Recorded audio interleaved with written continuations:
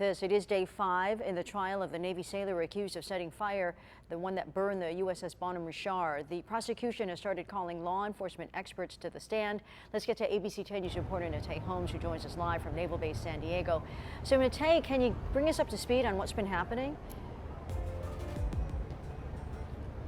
Well, Virginia, so the court-martial has been back in session for about 20 minutes now. So the defense asked to take about a 30-minute break after prosecutors brought up NCIS Special Agent Al Porter. Now, he was one of the first people to interview Seaman Ryan Mays during the investigation. Now, NCIS Special Agent Al Porter says that early in the investigation, NCIS initially sent out a questionnaire to everyone aboard the U.S.S. Bonhomme Richard. That was a questionnaire that went out to about 350 people.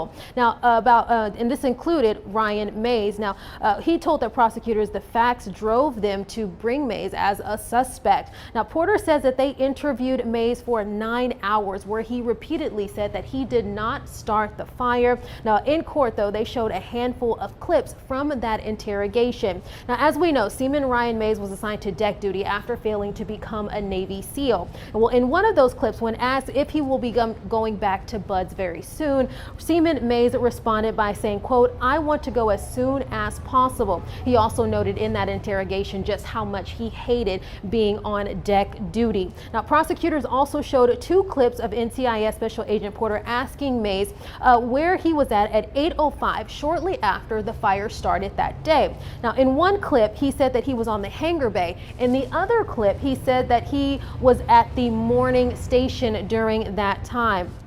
Now, Porter also noted in court that Mays stated that he lost everything in the fire, but after a search warrant to his hotel as well as his car, those lost items that he mentioned were actually found.